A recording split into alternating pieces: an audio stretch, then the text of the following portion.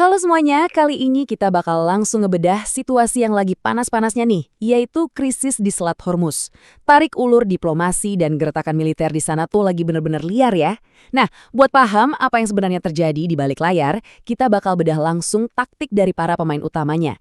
Ingat, ini bukan sekedar isu geopolitik biasa loh, ini krisis nyata yang kalau dibiarin bisa ngerubah peta ekonomi global kita dalam sekejap mata.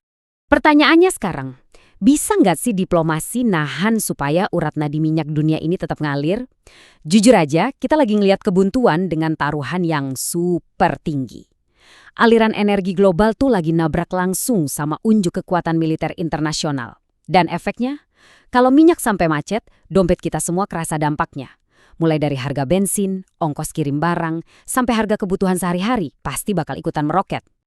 Tapi sebelum kita bahas siapa ngelakuin apa, ada satu strategi kunci yang mesti kita pahamin dulu nih. Diplomasi bertahap atau stage diplomacy. Ini tuh ibarat taktik catur geopolitik yang lumayan cerdik dari Iran. Jadi mereka sengaja misahin jaminan keamanan jangka pendek, seperti ngebuka jalur kapal di selat, dari negosiasi nuklir mereka yang alot itu. Intinya mereka kayak bilang, oke, kita beresin dulu nih soal lalu lintas kapal. Tapi urusan senjata nuklir kita skip dulu ya, gitu kira-kira. Nah, biar gampang ngikutin teka-teki yang geraknya super cepat ini, kita bakal bagi pembahasannya ke 5 poin. Pertama, soal proposal Selat Hormuz.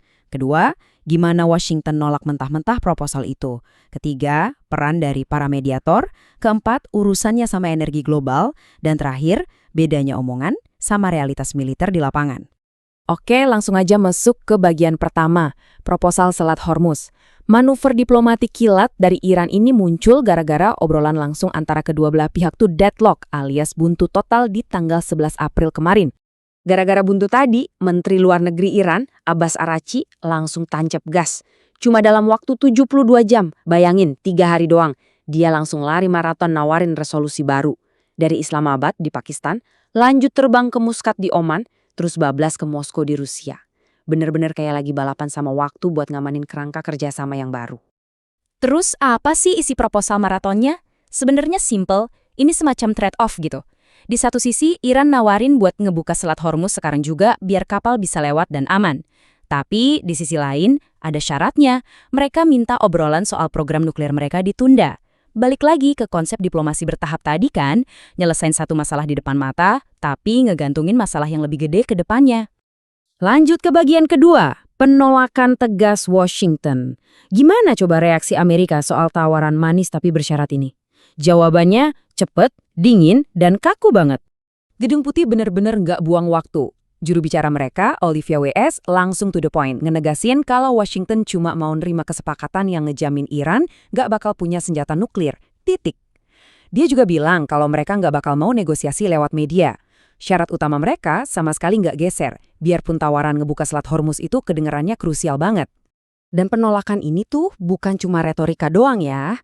Pertanggal 27 April 2026, Presiden Trump bareng tim keamanan nasionalnya mutusin kalau proposal itu masih jauh dari kata cukup. Saking nggak puasnya mereka sampai ngebatalin rencana kunjungan utusan Amerika ke Pakistan. Di level diplomasi, ngebatalin kunjungan secara mendadak tuh ibarat ngasih sinyal keras kalau mereka sama sekali nggak tertarik sama tawaran tersebut. Masuk ke bagian ketiga, para mediator.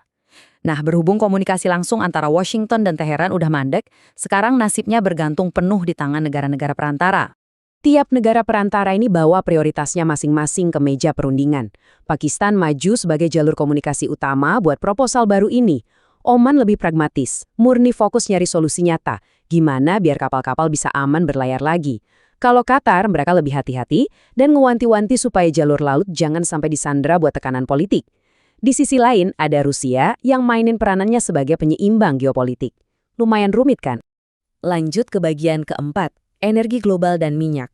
Alasan kenapa lobby-lobby super alot ini terus jalan adalah karena ada ancaman mengerikan yang lagi ngantuin ekonomi global kalau sampai ekspor energi ini terganggu. Buat ngasih gambaran seberapa masif perputaran energi yang lagi dipertaruhin, coba deh lihat angka ini, 50 juta barel. Ya, pihak Amerika Serikat sempat nge-highlight soal proses pengolahan 50 juta barel minyak dari Venezuela di Houston. Angka super besar ini nunjukin seberapa rentannya rantai pasok energi global. Dan kenapa ngamanin pasokan yang stabil itu jadi prioritas mutlak buat mereka.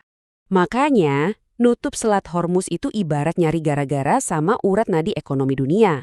Efeknya, ekspor energi regional bakal kacau balau, distribusi pelayaran global bakal macet total, dan pastinya tekanan ke ekonomi global bakal meroket gila-gilaan.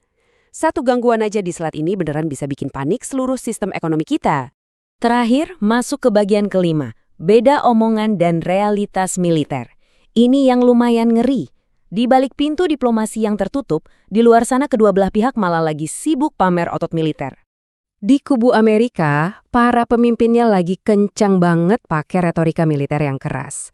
Mereka sampai nyindir tajam soal penarikan militer dari Afghanistan kemarin, ngasih pertanyaan provokatif kayak, maksudnya apa coba ninggalin pesawat harga $150 juta gitu aja? Pesan di balik omongan ini jelas. Mereka pengen nunjukin ke Teheran kalau postur militer Amerika sekarang tuh tegas dan gak bakal ngeliatin kelemahan sedikit pun. Tapi Iran jelas nggak tinggal diam dong. Di daerah Bandar Abbas, militer mereka secara terang-terangan mamerin armada kapal cepat kelas Ashura. Kapal-kapal ini tuh gesit banget dan memang didesain buat ngepung kapal besar pakai taktik bergerombol. Jadi, biarpun diplomat mereka lagi nawarin proposal damai, militernya tetap standby nunjukin taringnya sebagai peringatan buat lawan. Jadi, setelah ngeliat semua dinamika ini, satu pertanyaan besar masih ngegantung.